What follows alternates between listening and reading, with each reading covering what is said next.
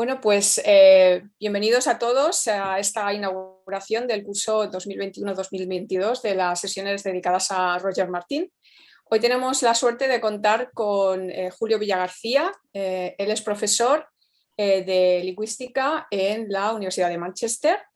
Él tiene una formación en la Universidad de Oviedo, pero sobre todo pues, su formación posterior a la licenciatura pues ha estado principalmente centrada en el Reino Unido y en Estados Unidos. Si me equivoco, me lo dices, Julio, que bueno, pues la verdad es que es un investigador que tiene una trayectoria pues muy potente. Solamente hace falta que consultéis pues la página web que tiene en su universidad para poder no solo acceder a sus publicaciones, sino también ver la cantidad y la calidad de sus contribuciones. Él es especialista en lingüística teórica, en variación sintáctica, en bilingüismo y en adquisición de lenguas.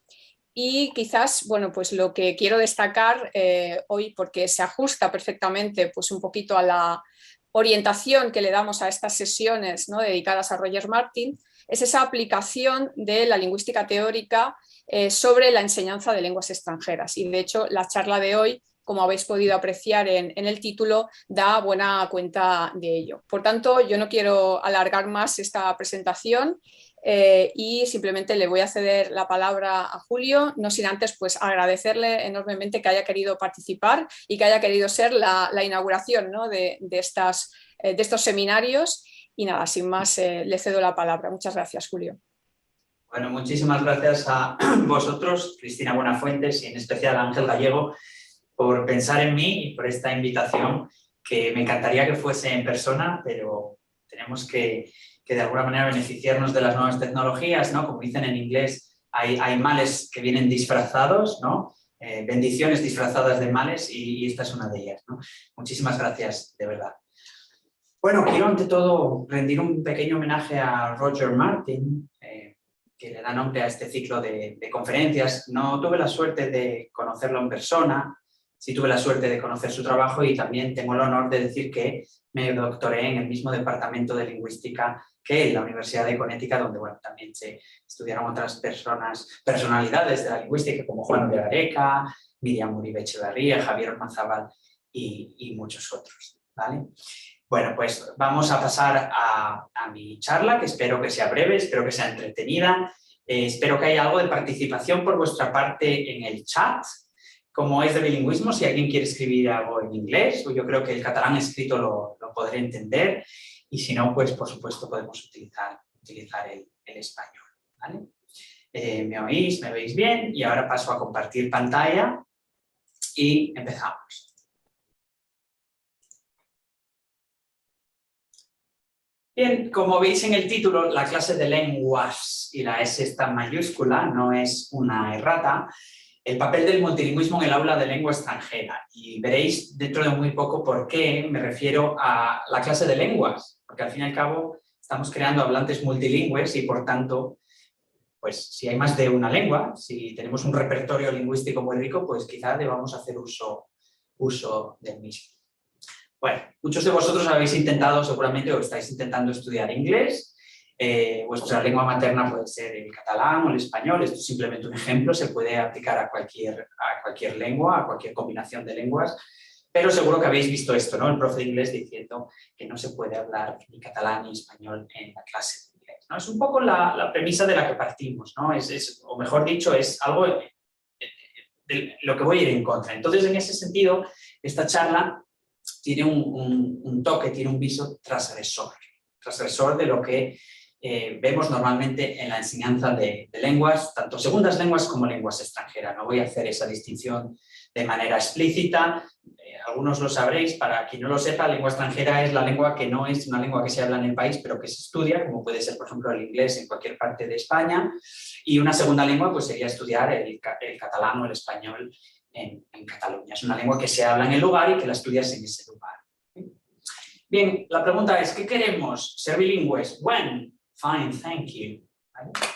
Vamos a hacernos bilingües. Y una de las ideas de las que parto, que creo que es importante tener en cuenta, es curar, literalmente, es esta cuestión del monolingüismo a ultranza, que ha imperado y impera, por desgracia, a día de hoy, pese a que un porcentaje altísimo de la población mundial puede hablar más de una lengua o idioma. Eso ya sin tener en cuenta la cantidad de variación, de dialectos que encontramos en el mundo.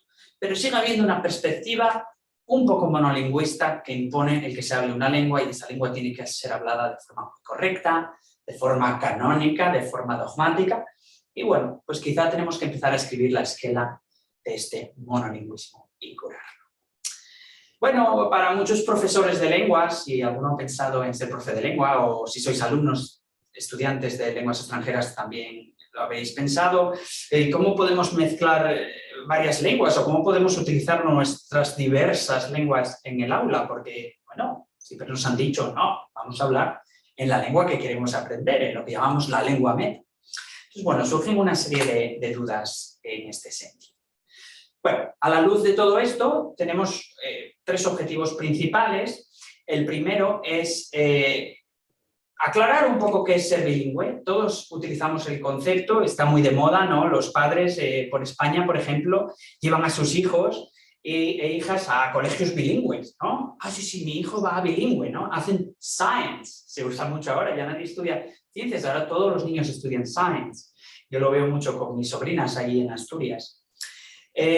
La idea es que queremos bilingües, ¿no? Pero tenemos que saber qué es un bilingüe primero, ¿no? Porque también hay muchas concepciones erróneas sobre el concepto de un bilingüe o multilingüe o políglota, ¿no? Una persona que habla varias lenguas. Entonces, otro objetivo es empezar a construir, bueno, pues el andamiaje, si queréis, que nos permita fabricar, crear verdaderos bilingües de manera realista, de manera fiel a la realidad de los bilingües. Para ello vamos a hacer mención de una tendencia que ha habido en las últimas décadas, que no está muy explotada en el ámbito, por ejemplo, del español como lengua extranjera, sí un poco más en el ámbito del inglés en ciertas partes del mundo, que es la idea del translanguaging, ¿vale? Es el translenguaje o el translingüismo que veremos en breve. Y finalmente veremos varias implicaciones, varias preguntas abiertas a modo de conclusión. Pero empecemos pues con la idea de qué es ser realmente bilingüe, cuáles son sus rasgos. Bien, para no hacerlo yo totalmente unidireccional, me gustaría que me dijeseis, bueno, un par de personas si queréis desconectar vuestro micrófono o por el chat rápidamente, si estáis de acuerdo con esta afirmación. Un bilingüe es la suma de 2 monolingües en la misma persona. ¿Verdadero o falso?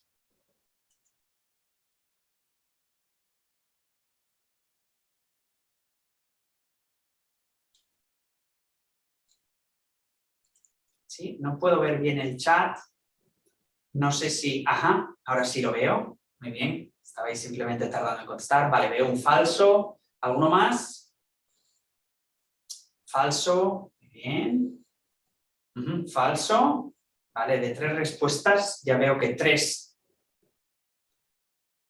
comulgan con la idea. Muy bien, alguien dice sí, no. Bien, hay que matizar. Otro falso. Muy bien. Ajá, vale, paremos ahí. La idea es que efectivamente esta concepción es falsa. Desde una perspectiva monolingüe, quizá se tiende a pensar que si hablas inglés, en ese momento tienes a una persona, digamos, inglesa dentro de ti y que cuando hablas otro idioma, por ejemplo el español, en ese momento tienes a un español dentro de ti, de manera que tienes a 2 personas dentro, ¿no? Es decir, al hablante A y al hablante B, que de alguna manera concurren, ¿no? Se conocen dentro de la misma persona, es como si tuviéramos una doble personalidad. Sabemos que esta es una perspectiva más bien poco realista porque la realidad bilingüe es mucho más compleja.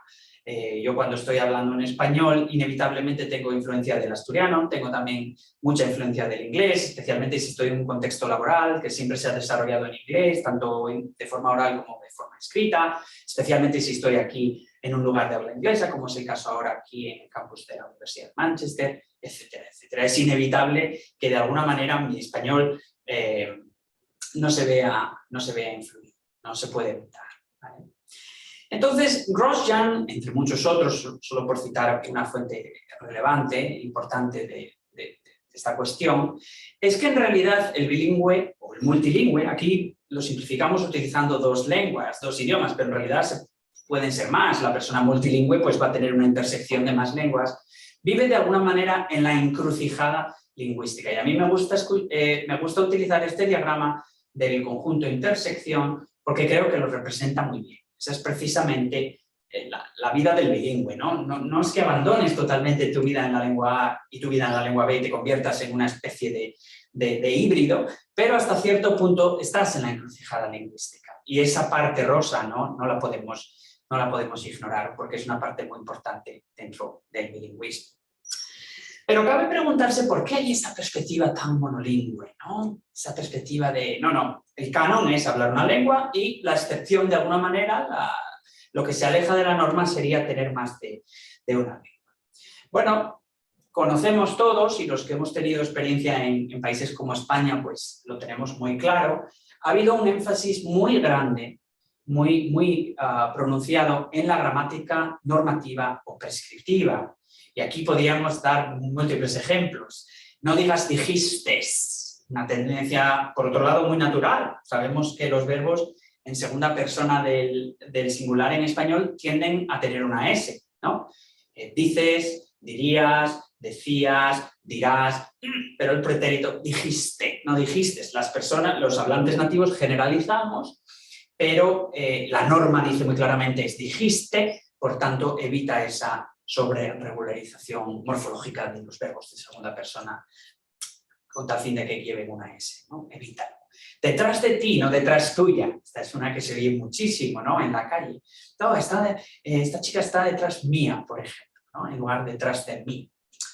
Es mayor que yo, no más mayor que yo. Es otro ejemplo muy interesante, ¿no? Mayor ya lleva el comparativo, entonces digamos que poner más no tendría sentido. Es también interesante que algo similar pasa en muchas variedades del inglés, donde la gente a veces dice more bigger, en lugar de solo bigger, cuando bigger ya contiene un comparativo marcado por la R morfológicamente. Y así un sinfín de ejemplos que todos conocemos y que de alguna manera alguna vez nos han corregido o escuchamos y automáticamente concluimos cosas sobre ese hablante. Es decir, hay una tendencia al normativismo y al prescriptivismo y por tanto esto va de la mano de la idea. Hay dos hablantes separados que no tienen contacto uno con el otro dentro del mismo ser humano, dentro de la misma persona. Con esto no quiero decir que haya que tirar las gramáticas normativas o prescriptivas a la basura, en absoluto. Es muy útil y es algo en lo que creo que es importante insistir y no lo podemos olvidar. Si uno va a escribir, por ejemplo, una carta formal, si uno va a una entrevista de trabajo, a no ser que sea un trabajo sobre bilingüismo en una universidad, en cuyo caso puedes hacer de alguna manera alarde de la mezcla, para hablar en público, en una charla, por ejemplo, etcétera, etcétera. Es decir, que es importante saber que la gramática normativa está ahí por algo. Lo que pasa es que lo que no podemos hacer es concluir cuestiones sobre la educación, la procedencia de la persona, etcétera, o clase social mismamente, en base a errores de prescripción, que no son realmente errores, son simplemente formas naturales de hablar que están mal vistas por las élites lingüísticas, digamos. Esta perspectiva monolingüe, aunque es útil en ciertos contextos, no refleja necesariamente la realidad diaria de los hablantes y muchas veces la forma natural de escribir. Máxime ahora que utilizamos las redes sociales, por ejemplo WhatsApp, Instagram, y que de alguna manera nuestra escritura refleja el habla coloquial, el habla informal o familiar. Muchas veces cuando hacemos artículos de lingüística, cuando escribimos investigaciones sobre el bilingüismo y estudiamos el comportamiento, el desarrollo de los niños en contextos multilingües, bilingües, el rasero que se utiliza es monolingüe y entonces se compara al niño bilingüe con los niños monolingües. Esto pasa incluso en la investigación, es decir, que a veces en casa del herrero cuchillo de palo, ¿no? Como se suele decir, porque muchos lingüistas mismamente tienen en cuenta el comportamiento monolingüe a la hora de juzgar el desarrollo del comportamiento de los bilingües. Pero es muy importante, como dije al principio, darse cuenta de que la mayoría de la gente en el mundo habla más de una lengua. Potowski, en una charla que dio en la Universidad de Villanova en 2015 en Filadelfia, aseguraba que hasta 2/3, un 66,6% de la población mundial, habla 2 o más lenguas. Y esto si no tenemos en cuenta a los hablantes de segunda lengua y a los hablantes de dialectos. Es decir, si tenemos todo eso en cuenta, prácticamente todo el mundo habla más de una lengua. Incluso los distintos registros, un registro formal versus un registro más coloquial, para muchos se pueden considerar, por las razones que veremos en un momento, distintas variedades lingüísticas. Dejemos de alguna manera ya el concepto de lengua o idioma, porque como vamos a ver en un segundo es algo político y efectivamente hay tantísimas variedades que realmente la cuestión es hasta qué punto no somos todos bilingües o multilingües. Rasgos del bilingüe. Otra pregunta para el chat. O si queréis quitar la prohibición de silencio, podéis hablar, ¿vale? El verdadero conocedor de varias lenguas no las mezcla nunca. ¿Verdadero o falso?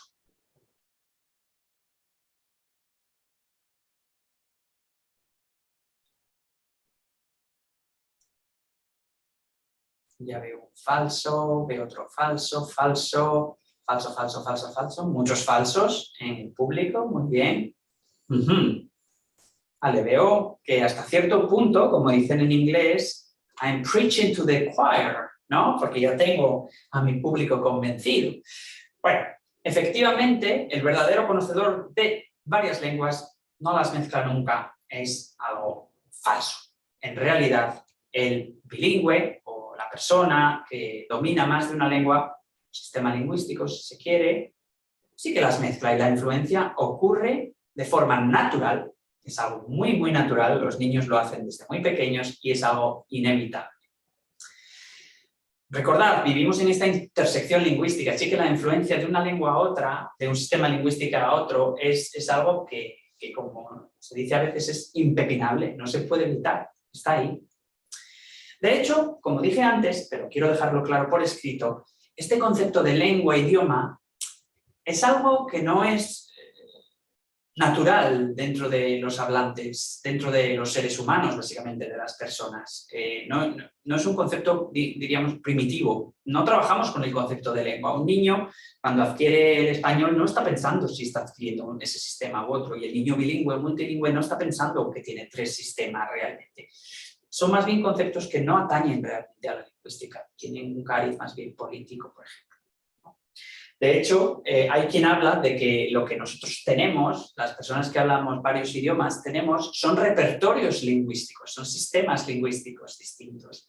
Entonces, lo que hacemos es, bueno, a nuestra disponibilidad tenemos varios repertorios o un repertorio complejo que tiene palabras, reglas gramaticales, sonidos, etcétera, de varios idiomas y nosotros hacemos uso de ello. Pero esa delimitación tan clara es un poco como como las divisiones políticas entre los países, ¿no? Cuando miramos, por ejemplo, el mapa de África y vemos que está cortado así con una tijera, claramente no hay nada natural en esa división. Bueno, pues algo parecido se podría utilizar al referirse a las lenguas y a los idiomas. Y volvemos a tener en cuenta esta metáfora de la intersección lingüística o la encrucijada lingüística, este conjunto intersección, esa parte rosa donde habitamos los bilingües. Y esta mezcla, esta interferencia, si se quiere usar un término un poco más negativo, ocurre a todos los niveles. Ocurre con la pronunciación, ocurre con los sonidos del habla. Es fácil tener un acento en otro idioma o es fácil si estás hablando la lengua A y cambias a la lengua B, que los sonidos de la lengua B se parezcan un poco a los de la lengua A. Por supuesto, con las palabras, y tenemos múltiples ejemplos con los calcos y con los préstamos que utilizamos todo el tiempo. Mucha gente critica y lo ven como una invasión y una aberración lingüística.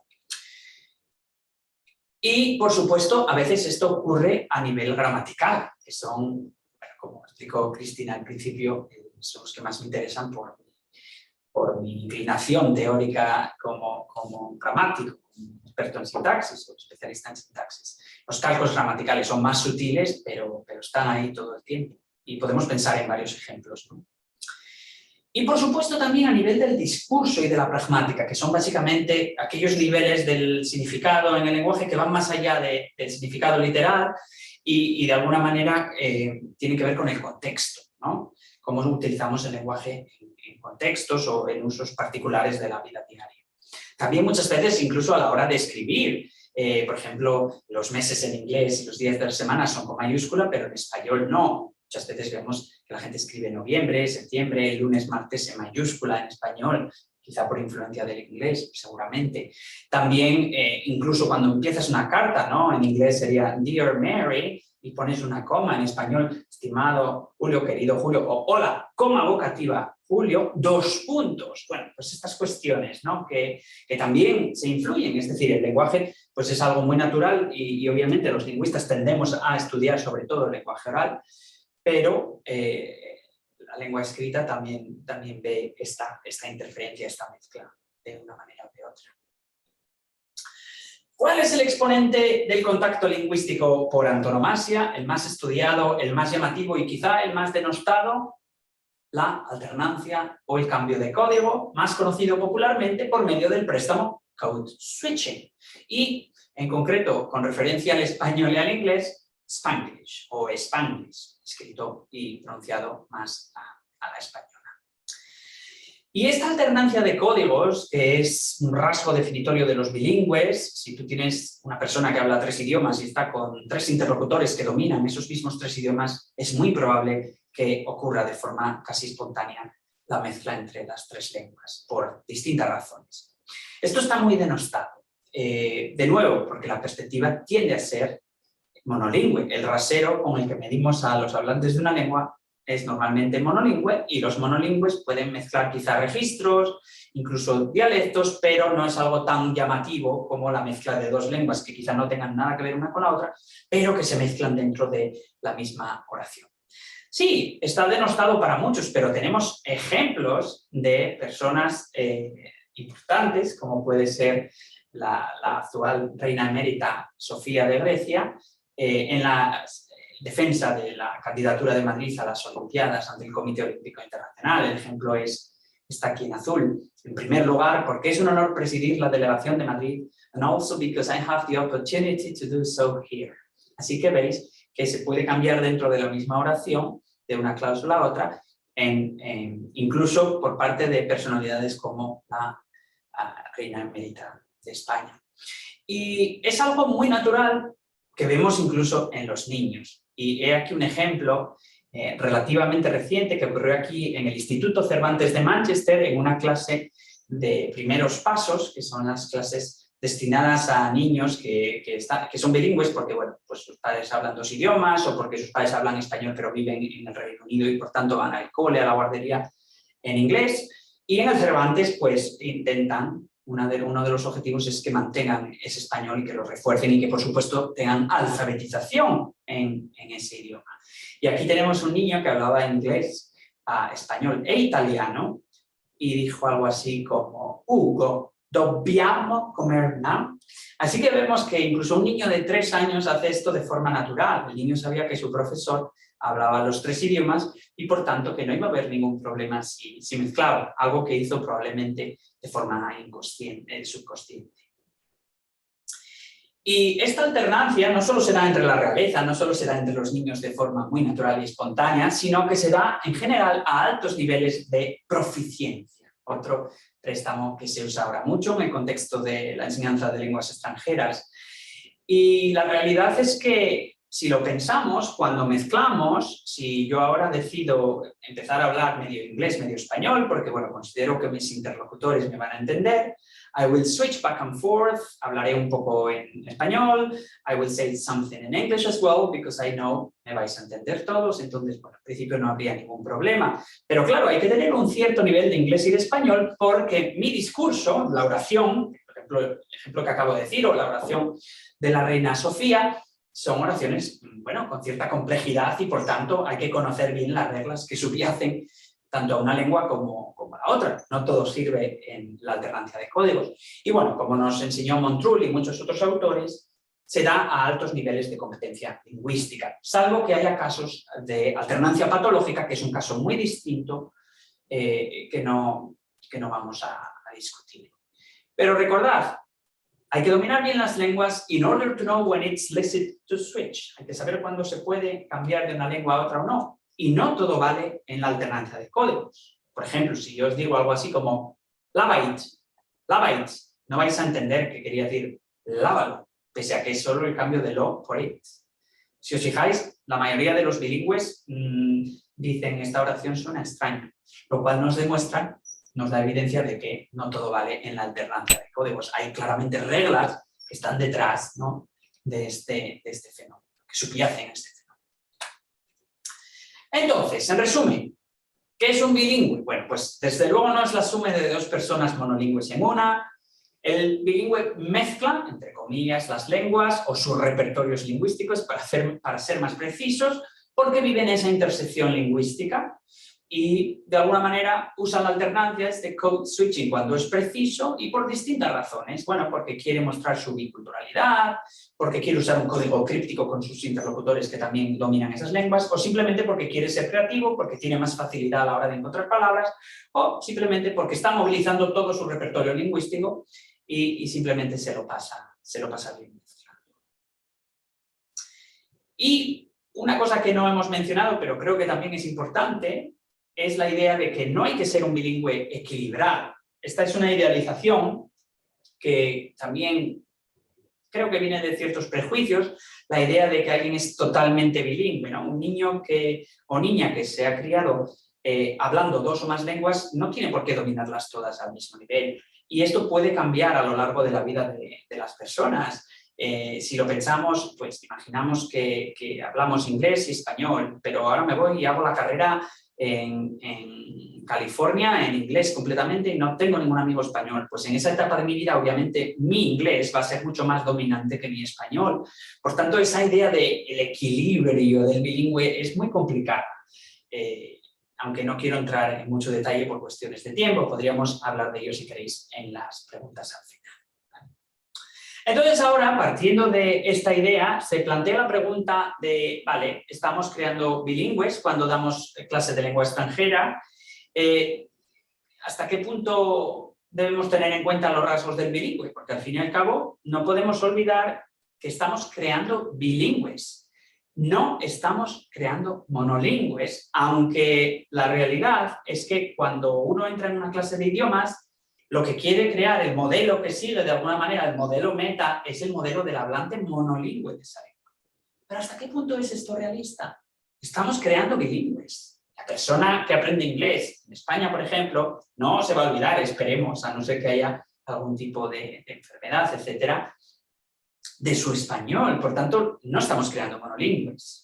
Sí, la idea es que hable tan perfecto como un monolingüe y si puede ser que domine 30 idiomas a nivel de cualquier monolingüe, pero la cuestión ¿es algo realista? ¿Hasta qué punto estamos queriendo realmente crear monolingües? Va en contra de lo que va a ser esa persona. ¿Sí?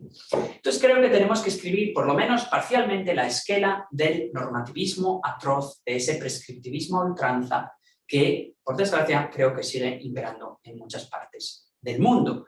Y por tanto, debemos enseñar lenguas extranjeras de acuerdo a la conducta bilingüe, de acuerdo a los rasgos de comportamiento que la ciencia ha dejado muy clara, que la investigación ha dejado muy clara y que son de alguna manera incontestables, que están ahí, que simplemente observar a un bilingüe nos demuestra que efectivamente son así.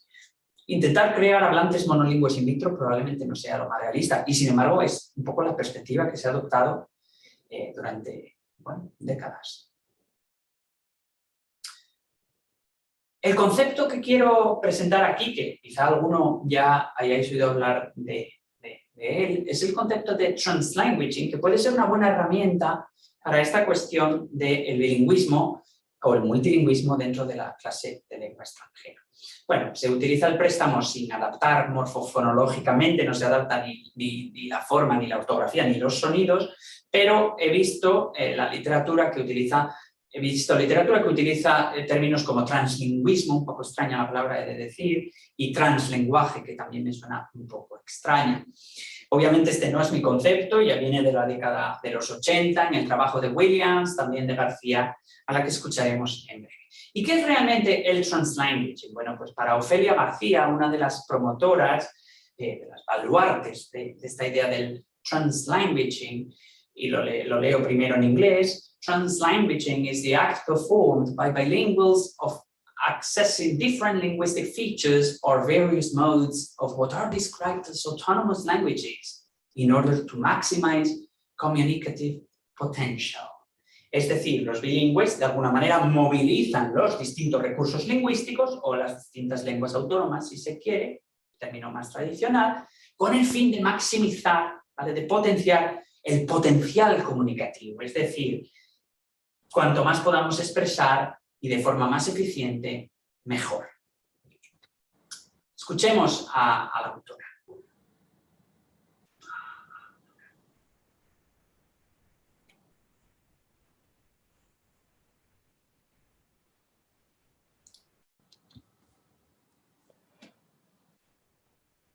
Hola, mi nombre es Ofelia García y me han pedido que hable un poco sobre el concepto de translanguaging.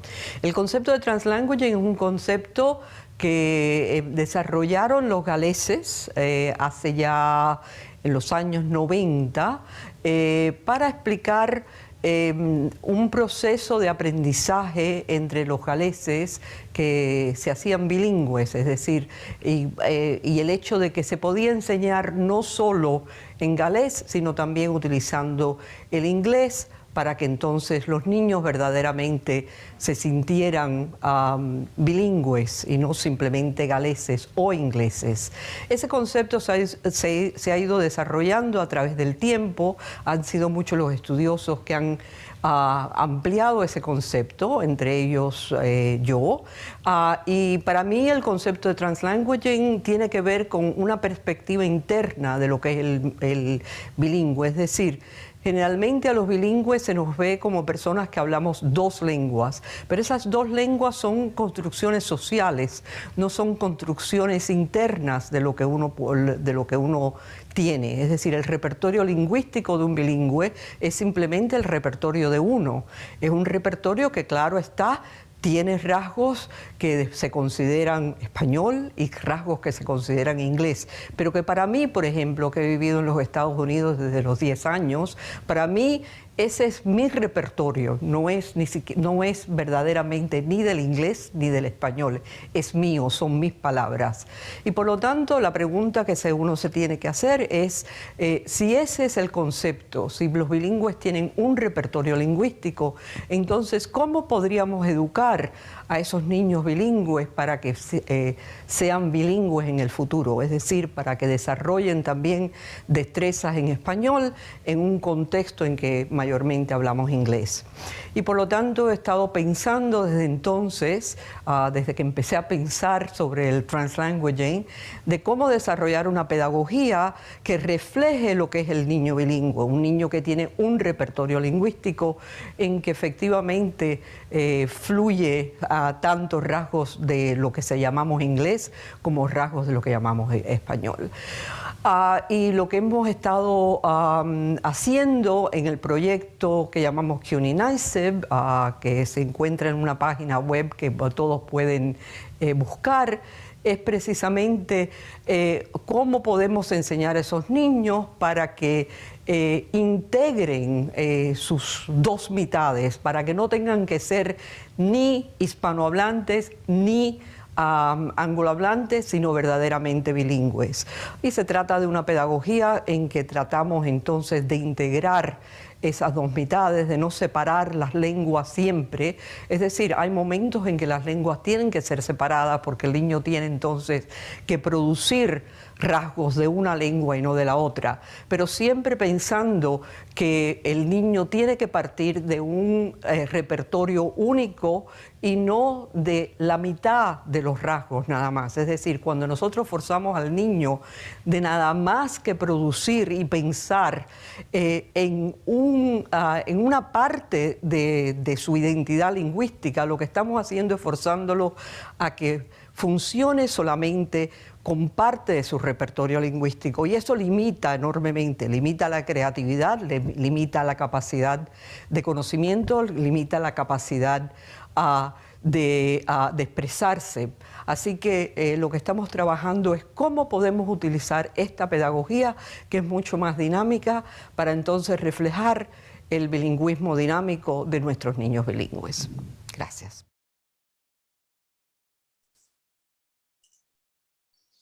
Bien, como vemos, una de las grandes expertas y, bueno, madres del translanguaging, nos da ciertas ideas. Y hay un artículo muy reciente que habla de una autora polaca cuyo apellido no me voy a atrever a pronunciar. Si hay alguien polaco, por favor, podéis decirlo para todos el nombre.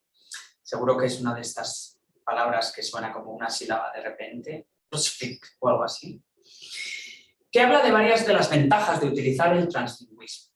Antes de enumerarlas brevemente, en aras de no acabar muy tarde y de que podáis hacerme preguntas o que tengamos algo de debate, he de decir que el translingüismo no sirve solo para la educación bilingüe desde pequeños, sino que se puede explotar también en el aula de lenguas extranjeras, y esa es un poco la propuesta que traigo aquí de forma general. El translingüismo sirve para concienciar a los niños de que ser multilingüe es algo totalmente natural y de que es muy normal tener estos sistemas lingüísticos. Al mismo tiempo también refuerza su autoestima lingüística.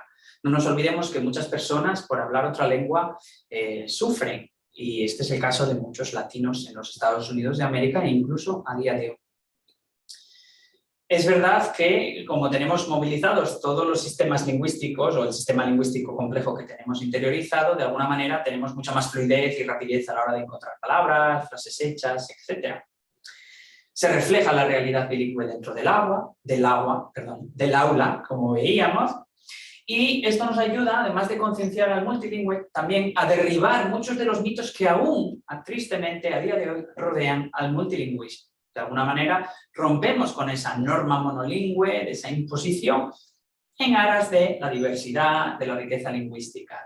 Y esto va muy en consonancia, por ejemplo, con las prioridades de la Unión Europea, ¿no? Como sabemos, la idea de la Unión Europea es que los niños hablen más de una lengua. También sirve para facilitar la integración de hablantes avanzados con los principiantes, que pueden hacer de, entre comillas, profesores unos de otros, así como la promoción de la competencia intercultural, en lugar de nuevo, de imponer esta cultura y ahora solo vamos a hablar de esto, no. De nuevo, la encrucijada no es solo lingüística, es también, por supuesto, cultural.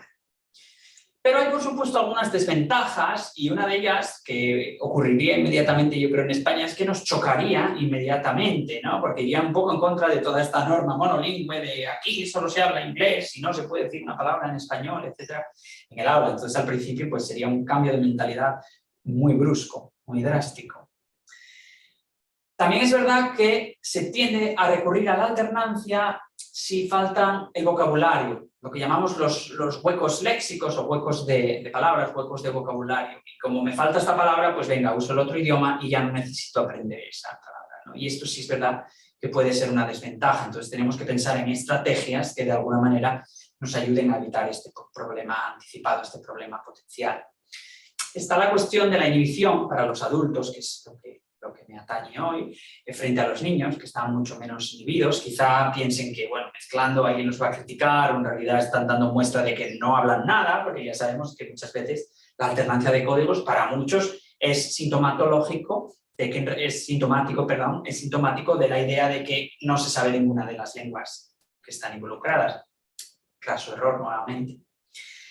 Y es verdad que cuando se traduce entre lenguas o se usa un texto de una lengua que se traduce a otra en la clase para explotar estos recursos tan ricos lingüísticos, puede ser de poco uso comunicativo, salvo que tengamos aprendientes de las mismas lenguas. Esto se podría solucionar fácilmente si los agrupamos con lenguas comunes, ¿no? Por ejemplo, quienes hablen inglés, español y catalán en este grupito. Ahora en este otro grupito dentro del aula, los que habléis italiano, español, inglés, como el ejemplo que teníamos antes del niño de 3 años, etcétera, etcétera. Entonces, bueno, sí, son pequeños problemas anticipados, pero que creo que se pueden evitar, se pueden, de alguna manera, que no tienen por qué resultar realmente problemas. También tenemos que tener en cuenta, por supuesto, y esto no es fácil porque tenemos que conocer un poco de la realidad lingüística de las distintas lenguas, de la diversidad dentro de las lenguas, etcétera, las distintas variedades, por ejemplo, el español de España frente al español de América. Tenemos que tener en cuenta también la variación intralingüística dentro de las mismas lenguas.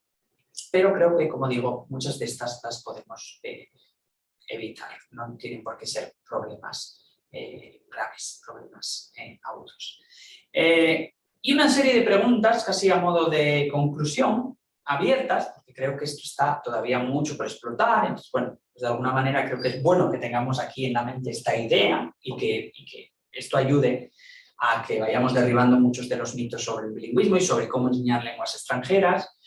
Algunas de las preguntas que se me antojan incluyen las siguientes. ¿Se puede aplicar a todos los niveles? ¿Podemos usarlo ya en una A1? Quizá esto nos ayude para hacer un poco la transición a otras lenguas, a la lengua meta. Lo podemos usar en traducción, por ejemplo, en una clase de C2, ¿no? ¿Con qué destrezas o competencias podría funcionar mejor, ¿no? Con la lectura, si hay un texto muy bueno sobre un tema en una lengua que los alumnos hablan, ¿por qué no lo vamos a explotar en clase? Sería muy triste no usar ese texto tan bonito porque no está en la lengua meta. Entonces, bueno, por ejemplo, la lectura es algo que se podría utilizar, o sea, que donde el translanguaging funcionaría bastante bien. Por ejemplo, les damos un texto en inglés y luego el debate tiene lugar en español o viceversa.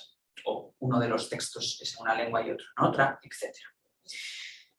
¿Cómo podemos asegurarnos de que el aprendiente no termine hablando exclusivamente Spanglish o code switching? Bueno, pues esto no es una pregunta sencilla, ¿no? Porque de nuevo vuelven los prejuicios monolingües sobre si lo que hablamos es una mezcla aberrante que no es realista y que no la entiende nadie y que es sintomática de que no se dominan las lenguas involucradas.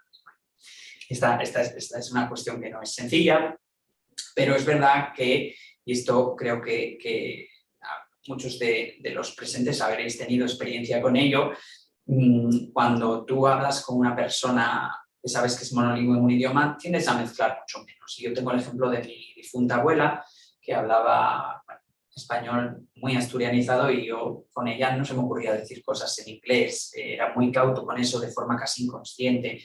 Sin embargo, pues viene un profesor de la carrera, yo estudié filología inglesa, o amigos que hablan inglés y la mezcla es inevitable. La cuestión es, y son preguntas genuinas, ¿nos ayuda la perspectiva del translanguaging a que los alumnos no dependan excesivamente de la circunlocución? Y por circunlocución entendemos la idea de expresar algo sin utilizar el término preciso, ¿no? Dando un poco la definición, que es una de las herramientas que utilizamos ya de hace décadas, ¿no? En la enseñanza de lenguas extranjeras. Bueno, si no sabes la palabra, siempre lo puedes explicar. Si no sabes cómo se dice escanciar la sidra asturiana, pues siempre puedes decir poner la sidra desde lo alto, la botella en alto para que caiga con presión en el vaso. Hombre, es más difícil decir eso que saber el verbo escanciar, pero muy probablemente tengamos muchas veces que recurrir a la circunlocución. Y se plantea la pregunta de si al evitar la circunlocución, quiero decir, si se puede evitar la circunlocución, porque lo que haríamos sería utilizar el término en una de las lenguas que dominamos, utilizar ese recurso, parte del repertorio de vocabulario que tenemos. De nuevo, son preguntas reales, no son preguntas retóricas. ¿Hasta qué punto es el translingüismo, el translanguaging, compatible con nuestras metodologías? Utilizamos un método comunicativo que tiene el fin de que los hablantes hablen y escriban la lengua de forma fluida en comunicaciones, en situaciones comunicativas diversas. Y en principio no veo por qué no iba a ser así, si refleja un poco la realidad de los bilingües. Pero se plantea también la pregunta relacionada, que es la siguiente: ¿hasta qué punto es compatible esto con los exámenes estandarizados, que por suerte o por desgracia todos estamos sujetos a ellos y además evalúan siempre la norma monolingüe? Si haces el examen del TOEFL o IELTS para el inglés, obviamente no te van a preguntar sobre code switching, porque aparte tendríamos que tener distintos exámenes para cada combinación de lenguas y eso sí que no sería realista. Entonces, obviamente, mucha de la educación lingüística, de la formación que damos, de la enseñanza, está dirigida a pasar exámenes. Y bueno, pues eso es algo que obviamente tenemos que tener en cuenta. ¿Qué otros recursos podríamos utilizar? Bueno, pues hoy en día hay tantísimas series de Netflix que se pueden ver con subtítulos en versión original, series de Netflix que incluso mezclan lenguas, canciones, ¿no? Si ponemos cualquier canción de Enrique Iglesias vamos a ver la influencia a todos los niveles rapidísimamente.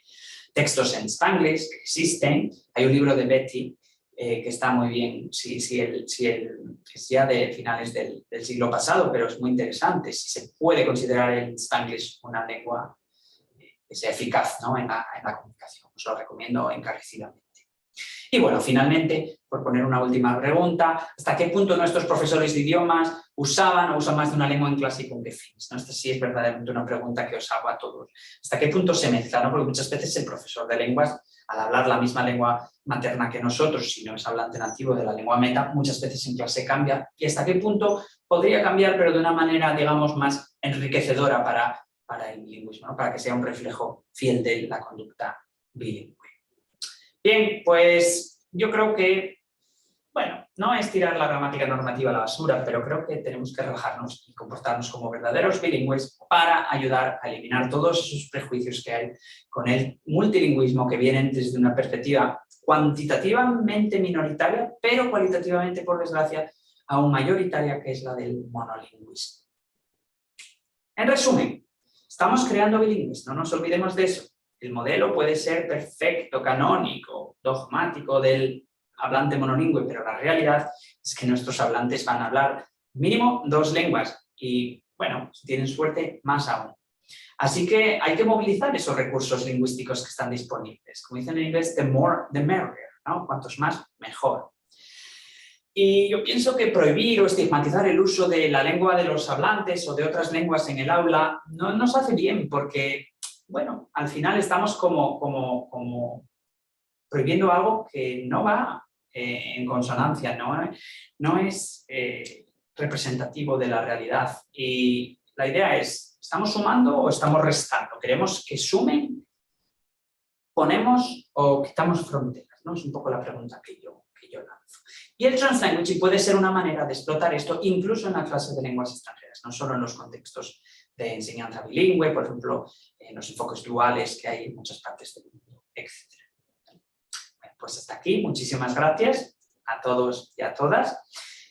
Ahí tenéis algunas de las referencias que he citado, incluyendo la que nombraba de Betty, el Spanglish, medio eficaz de comunicación, y estaré encantado de contestar a vuestras preguntas y de tener un debate. Muchísimas gracias. Bueno, muchas gracias, Julio, por esta interesante charla. Yo creo que todos hemos padecido las clases de inglés habitualmente, pero seguramente de otras lenguas. Aquí ya tenemos muchos estudiantes que son de origen chino, que seguramente también han sufrido clases de español en ese sistema que tú comentabas. Y bueno, pues seguramente ha suscitado mucha curiosidad, muchas preguntas, así que bueno, pues doy la palabra a quien quiera intervenir, si quiere hacerlo a través del chat o si quiere hacerlo conectando el micrófono y bueno, pues de viva voz, pues adelante. No os cortéis.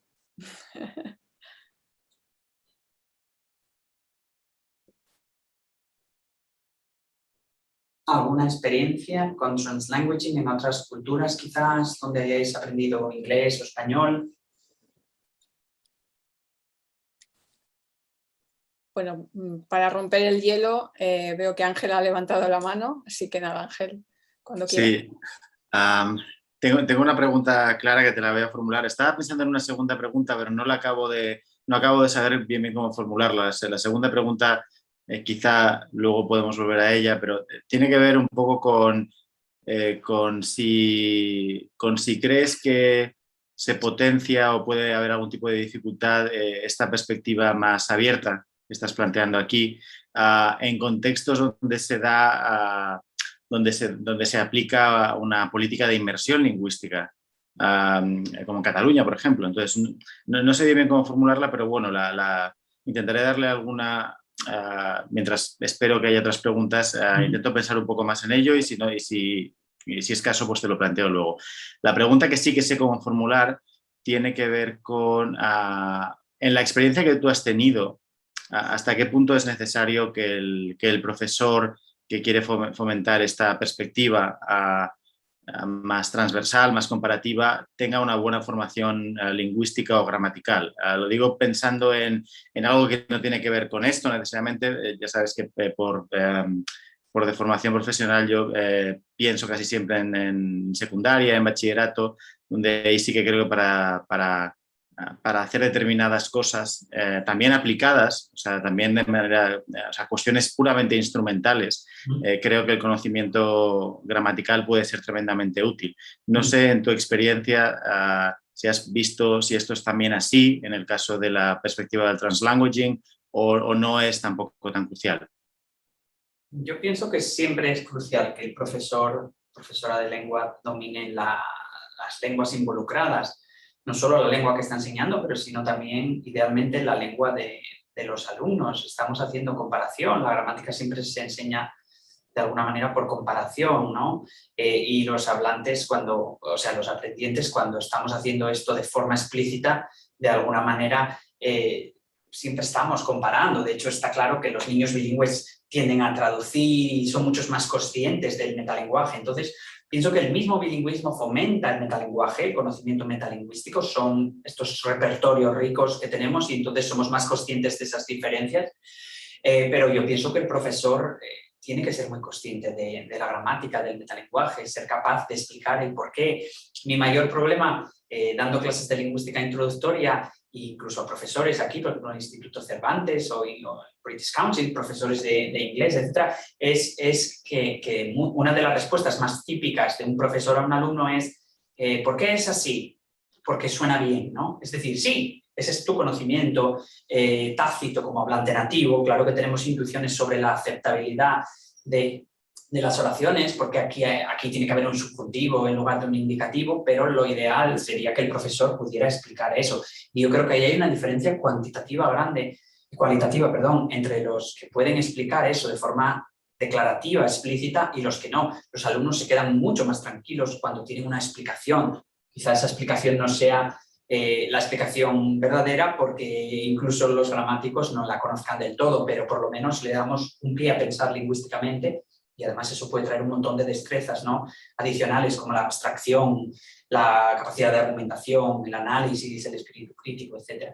Entonces yo soy el gran defensor de no solo este multilingüismo, incluso el translanguaging, ¿no?, sino también de que, por supuesto, el conocimiento metalingüístico es importante. Hasta qué punto se puede utilizar eso sin emplear muchos términos técnicos, etcétera, ya es otra cuestión para otro día, ¿no?, para otra conversación, pero creo que es fundamental.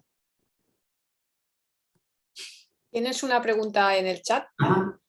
Dicen, ¿qué quieres decir con bilingüe patológico y con hablantes in vitro? Vale. Bilingüe patológico es probablemente yo, cuando me obsesiono con el tema del bilingüismo, lo que tenía era la alternancia patológica, esa es la idea. Es decir, cuando alguien alterna,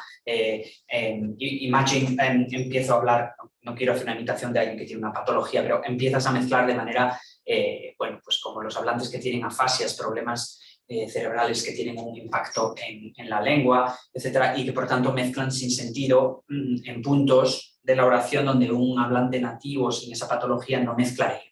Entonces son casos, afortunadamente, pocos, pero son casos que se conocen y claro, esos casos no son representativos de esta mezcla natural en circunstancias normales de la que estamos hablando, pero hay que mencionarlos porque la gente puede conocer casos, ¿no?, de afasias, etcétera, de gente con ciertas patologías que terminan mezclando las lenguas de forma inconexa.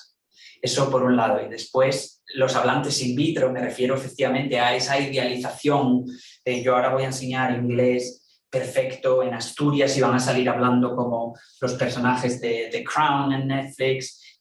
Esa idealización, de nuevo, no realista, que sí, está muy bien para los exámenes, está muy bien para una entrevista de trabajo, pero no refleja la realidad del bilingüe que vive en esa intersección y que más que dos lenguas, como veíamos, tiene ese repertorio rico, ese repertorio muy diverso lingüístico del que creo que debería hacer uso, pero por supuesto están todos esos prejuicios que todavía imperan. ¿Alguien se anima a hacer alguna pregunta más? ¿Por el chat o por...? Sí, yo tengo una pregunta. Me interesa mucho esto porque pues yo soy de una parte que obviamente somos muchos bilingües, soy de Los Ángeles, California, entonces es algo que en los últimos años me ha interesado mucho. Enseñaba estudiantes que como yo habían crecido con el español y bueno, en fin, mi pregunta es en general, ¿cuál es, qué dirías que son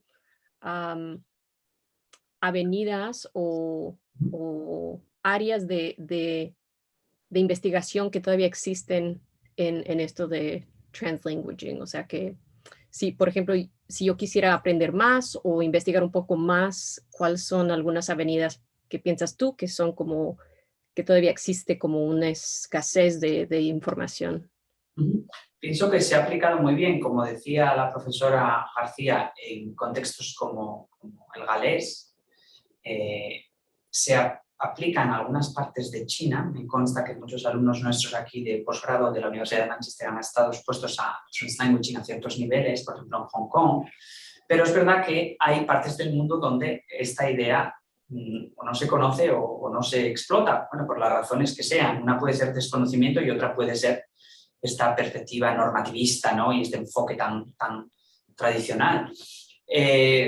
Principalmente yo creo que hay maneras de explotar esto, por ejemplo, en la enseñanza de lenguas extranjeras en ciertos contextos, el inglés en España, para dar un ejemplo, y incluso de segundas lenguas. Entonces yo creo que quedan muchas cosas por hacer ahí. También la cuestión de si te interesa, por ejemplo, la adquisición de segundas lenguas desde un punto de vista pues, de investigación, no solo de enseñar, ¿no? Para investigar ese desarrollo, pues creo que hay muy poco hecho en el desarrollo lingüístico de los hablantes de segundas lenguas donde se usan métodos como translanguaging, etc. Entonces yo creo que hay bastante todavía por hacer.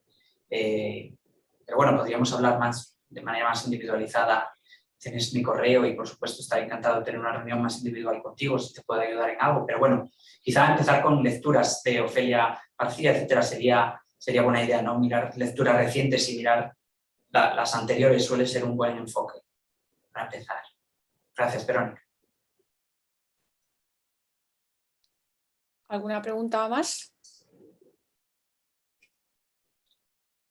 ¿Cómo se puede reducir attrition de dos lenguas, ¿no? La atrición, que es un poco la pérdida de algo que ya se había adquirido, ¿no? Si, por ejemplo, yo ahora me cae un trozo de aquí de este edificio de la Universidad de Manchester en la cabeza, me da en un área del cerebro donde está representado el lenguaje, es probable que tenga cierta pérdida, aunque sea temporal, y sufra de atrición, ¿no? Es un poco lo que es la atrición.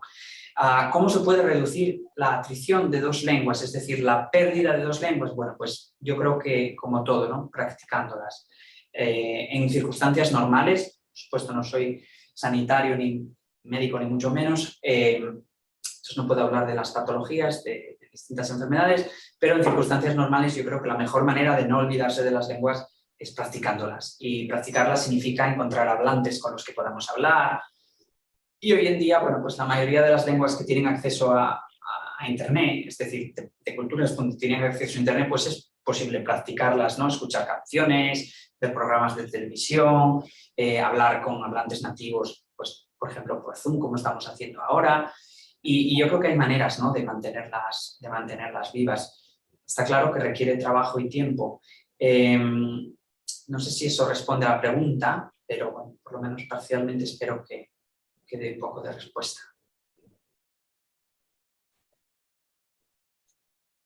¿Alguien más se anima a preguntar? Bueno, mientras se lo piensan voy a intervenir yo. A mí me gustaría preguntarte, Julio, has hablado de niveles de aprendizaje, pero no de niveles lingüísticos. Es decir, el translingüismo es mejor utilizarlo para explicar, por ejemplo, la fonética o para la sintaxis o para la morfología. Incluso, bueno, cómo se podría integrar para poder hacer cuestiones de carácter pragmático, de sentidos figurados. Es decir, ¿tú ves alguno de estos niveles como más adecuado utilizar esta metodología o no? ¿O es por igual? O bueno, no sé, con tu experiencia. Muchas gracias, Cristina, porque pensé un poco he reflexionado un poco sobre el translanguaging dentro del contexto de lenguas extranjeras, pero no, por ejemplo, de una clase de lingüística de lengua extranjera, y me resulta muy interesante.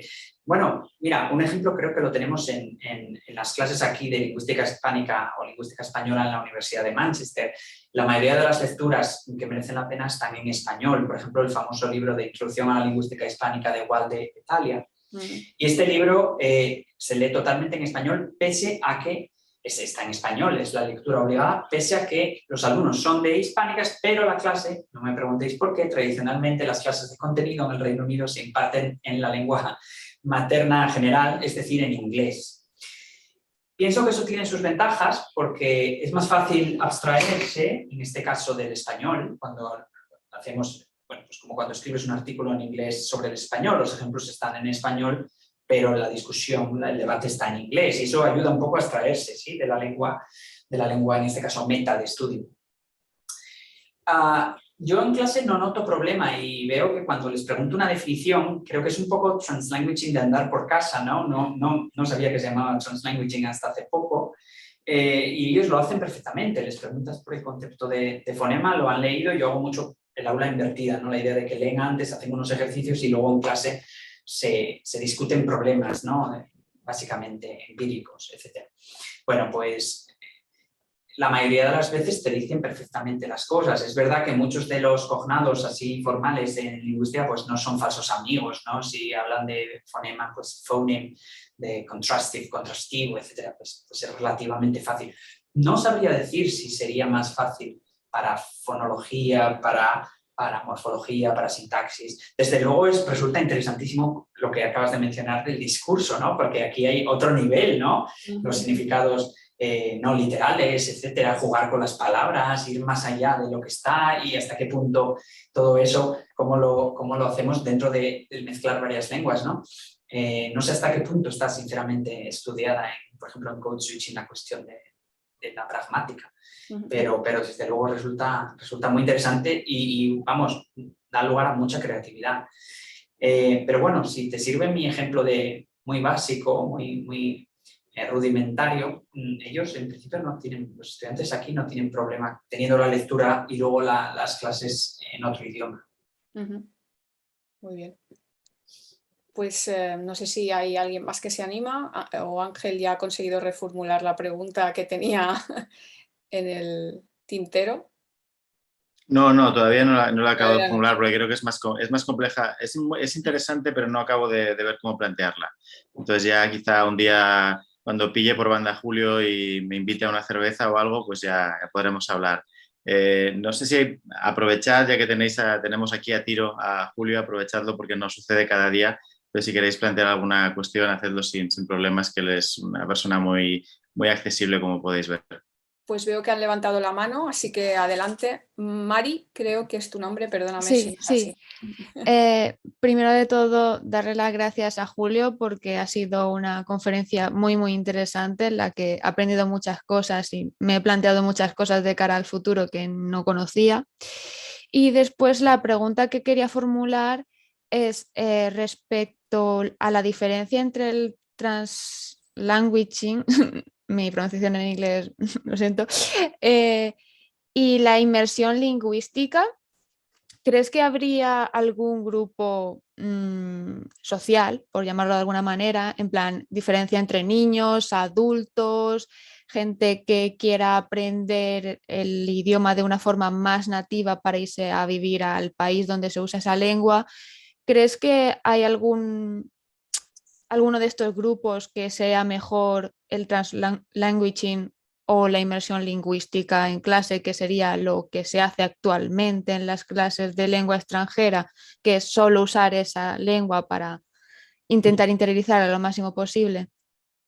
Bueno, a ver, claro, si pudiésemos, ¿no? De nuevo es un poco in vitro, ¿no? Porque claro, si pudiésemos saber exactamente, tener un grupo totalmente homogéneo de, imagínate, ingenieros de tal rango de edad que van a irse a Finlandia a vivir para un proyecto de 4 años y no se habla allí inglés, por tanto tienen que aprender finés para esos fines específicos. Hombre, ahí sí te diría, pues vamos a ser realistas, van a estar allí 4 años, pues quizá estar pensando en code switching entre español, finés, inglés, por ejemplo, no es realista y entonces en ese caso pues sí te diría quizás en ese contexto la inmersión sea lo más ad hoc.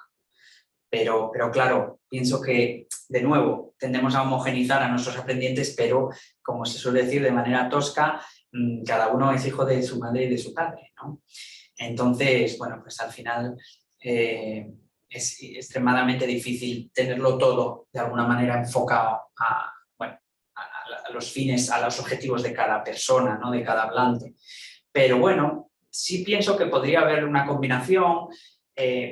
Para mí es fundamental que se rompan un poco esos mitos, ¿no? Y sigo pensando que, bueno, que quizás se puede hacer translanguaging en un porcentaje, es decir, bueno, pues vamos a hacer solo un porcentaje para que sean conscientes de esa realidad multilingüe, no todo, ¿no? Entonces yo creo que tampoco es incompatible, ¿no? Una parte que sea realmente inmersión y otra parte de translanguaging. Creo que lo más importante es que seamos conscientes de esa realidad bilingüe que va más allá de la cuestión política, de la cuestión, bueno, de todas las cuestiones que bien conocemos, ¿no? Y que muchas veces se ignoran, que son la realidad de los hablantes, su día a día, ¿no?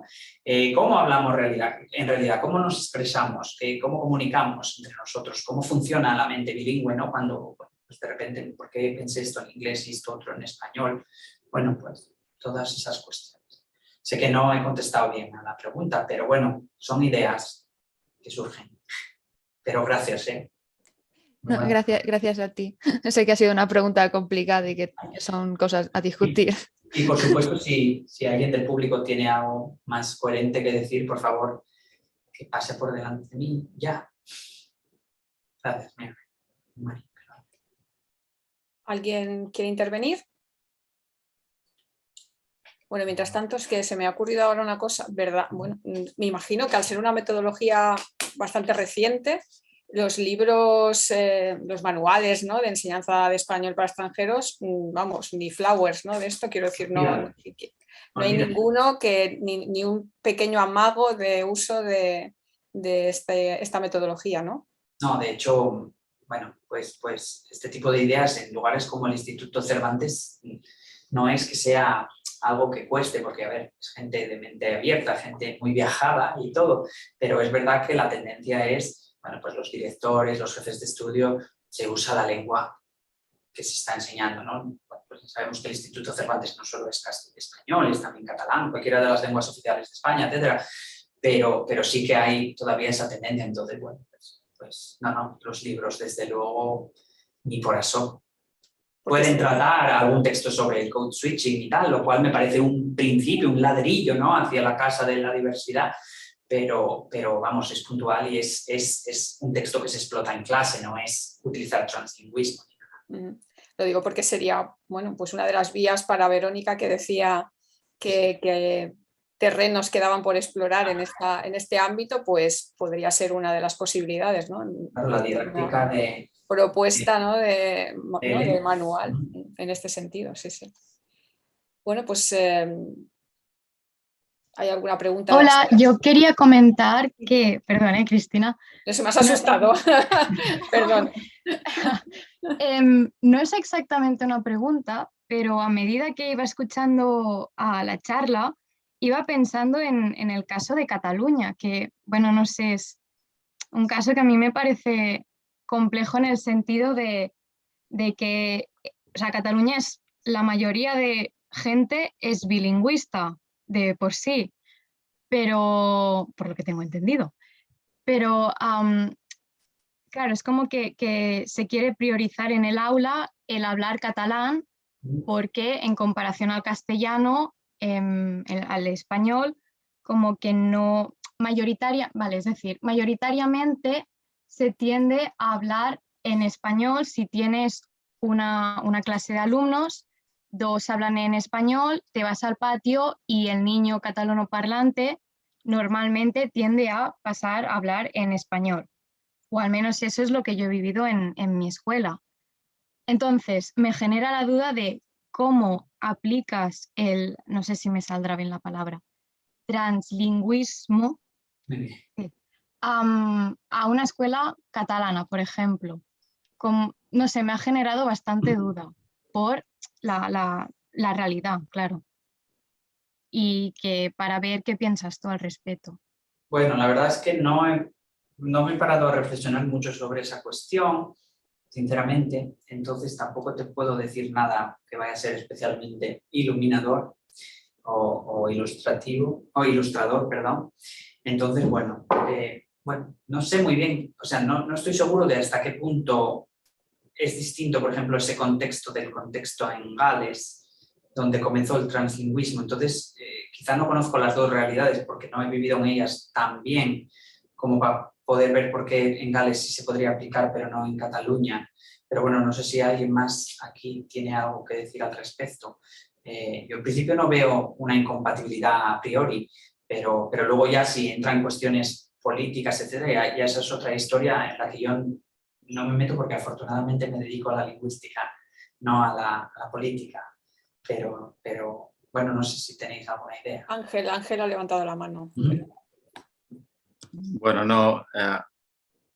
no es una idea, de hecho, es simplemente que creo que Carla de alguna manera ha planteado la cuestión que hemos mencionado antes y que es difícil de abordar. De hecho, la pregunta, tal y como te la estaba haciendo, me he acordado de clases a las que yo iba con Juan Uriaguereca. Cuando le hacías una pregunta delicada o complicada de responder, él te decía, cuando tú le preguntas, ¿y cómo se hace esto? Él te decía, ¿sabes cómo hacen el amor dos puercoespines? Y me decía, con cuidado. Pues así, un poco hay que contestarla con cuidado. Entonces es complejo, no sé, supongo que en parte, o sea, cuando me he planteado esa cuestión y no pensando en el translanguaging, supongo que la primera pregunta, o sea, antes de llegar a esa cuestión concreta del aula, es en cierto sentido que primero si queremos que nuestra sociedad sea bilingüe, esa es una primera pregunta. Luego, ¿qué quiere decir eso? No es inmediatamente obvio que es al menos para mí no es inmediatamente obvio que es una sociedad bilingüe o qué es lo que diferentes personas podemos querer que sea una sociedad bilingüe.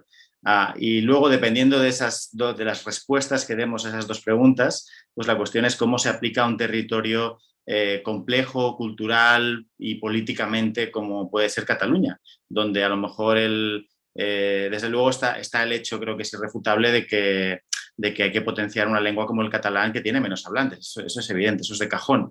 Pero bueno, luego hay cuestiones económicas también, el número o sea, los recursos que tú tienes para implementar ciertas ideas, si es que las tienes. Primero hay que tener las ideas, una idea concreta que tú quieras aplicar. Y eso creo que, o al menos yo no tengo la sensación de que eso se tenga, de que haya una idea concreta, consensuada, coherente, que se pueda desarrollar a lo largo de muchos años. Y luego está tener los recursos. Y los recursos para contratar a personal, para medios, para muchas cosas, para ratios en las aulas, en fin, hay muchas historias ahí en medio que habría que abordar antes de llegar a la cuestión de, bueno, hasta qué punto o cómo es de compatible todo esto con la metodología del translanguage. No sé, así al menos, o sea, esto desde luego no responde nada, pero bueno, a veces como últimamente algunos de mis estudiantes saben, me gusta más a veces plantear preguntas que dar respuestas que en el fondo no son respuestas. Totalmente de acuerdo. No sé, han puesto otra pregunta en el chat. No sé si la quieres leer tú directamente, Julio. La leo y así la proceso. ¿Hasta qué punto es útil el translanguaging para el estudio de la norma de una segunda lengua? Para hablar y escribir correctamente según la norma, otra lengua. ¿Cuáles son las ventajas del translanguaging sobre el estudio tradicional de una lengua y el de ir a la aventura en un país para aprender a fuerza bruta la lengua de este? Lo pregunto más que nada para entender esa falta de estudio y metodología que mencionabais antes. Bueno, no sé si tiene varias partes. De nuevo, yo pienso que tiene un poco todo que ver con los objetivos específicos de los aprendientes y, de nuevo, tenemos el problema, este escollo del tema de la homogeneización de los aprendices en el aula, que tendemos a pensar que todo el mundo tiene los mismos objetivos y obviamente nunca son idénticos, ¿no? Yo no creo que el translanguaging necesariamente signifique estar todo el día usando code switching en clase, traduciendo. Creo que esto es algo que tiene que quedar claro, que es desarrollar y movilizar los recursos lingüísticos que están a nuestra disposición. Creo que el ejemplo del texto de antes es bastante claro, ¿no? Si hay un texto muy bonito en un idioma, bueno, pues yo tengo colegas, por ejemplo, la recientemente fallecida Paula Kemczynski, una colega muy querida por los expertos en sintaxis del español, siempre me comentaba que ella traducía los artículos del inglés al español para que los alumnos de verdad tuvieran un texto en español. Hombre, yo la admiraba y la admiro mucho porque me parece que es un trabajo muy tedioso. Definitivamente le dije que si alguna vez traducía alguno mío, por favor que me lo mandara en español, porque así no lo tengo que reescribir yo. Pero bueno, yo soy más de la escuela nueva, si se quiere, y pienso que pues ahí no pasa nada por explotar ese texto que es en otro idioma y que es un recurso que está disponible, ¿no? Esto es como el que dice, tú que eres más de Zoom, ahora con la pandemia, ¿no? ¿Que eres más de Zoom o de Teams? Bueno, pues a veces uso Zoom y a veces uso Teams, soy mucho más de Zoom, pero si hay que usar el otro, pues se usa, ¿no? No hay por qué ser blanco-negro. Yo pienso que se polariza todo mucho, e incluso en el ámbito de la lingüística, y que las cosas pues son más complejas, ¿no? Hay más escalas de grises. Entonces, bueno, claro que si es un texto sobre escritura y es fantástico y es en inglés, bueno, pues por ejemplo algo como la escritura, que es lo que pregunta esta persona en concreto, pues me parece que se traduce bastante bien de una lengua a otra. El que es buen escritor en la lengua A suele ser buen escritor en la lengua B. Y bueno, pues si hablamos de cosas como el inglés, el español o el catalán, pues no hay mucho problema porque la puntuación, ciertas cosas son bastante similares, ¿no? No cambian de forma tan drástica. Entonces yo pienso que ahí también se podría explotar y que no es necesariamente algo que vaya en detrimento, ¿no? Y después, pues las ventajas yo creo que son sobre todo que refleja la realidad, ¿no? A veces los estudiantes me preguntan ¿cuál es la mejor manera de aprender una lengua? A ver, el método comunicativo, que es el que más está en boga actualmente, de alguna manera tiene en cuenta los pasos naturales de la adquisición infantil que conocemos pues, de la investigación en psicolingüística y en lingüística. Bueno, pues si el translanguaging de alguna manera nos presenta una foto más realista de lo que es la realidad del bilingüe, una vez que se haga bilingüe, competente o multilingüe, más de una lengua, yo pienso que ese método es acorde, ¿no? Que comulga muy bien con los rasgos naturales, con las propiedades, con las características del ser bilingüe. Que luego se plantean otras muchas cuestiones, como lo que bien decía ahora Ángel, de que es realmente una sociedad bilingüe, ¿no? No son preguntas que tengan una respuesta obvia ni consensuada por todo el mundo. Bien, son preguntas muy buenas, pero complejas. Sí, la verdad es que sí. No quisiera esas preguntas en un examen. Pues no sé si alguien más se anima. Y si no, pues Ángel, ¿cerramos ya? O... Sí, si no hay ninguna otra pregunta, por mí podemos. ¿Tenemos que acabar a una hora concreta o simplemente cuando ya no haya más preguntas acabamos? Hoy es jueves, ¿no? Ahí son las 7:22. Sí. Y ahora los jueves son los nuevos viernes, entonces yo tampoco quiero quitarle tiempo a nadie. Bueno, pues muchas gracias, Julio, por la charla y por estar aquí con nosotros. A ver si podemos repetir, te pediremos que repitas, ¿vale? En algún momento. Estaré. Sí, muchas gracias. Y gracias también a los asistentes, que la verdad es que han sido cuantiosos, y muchas gracias por asistir y por hacer las preguntas tan interesantes. Así que nada, nos vemos en la siguiente sesión y muchas gracias. A vosotros. Paro de grabar, que no se me olvide.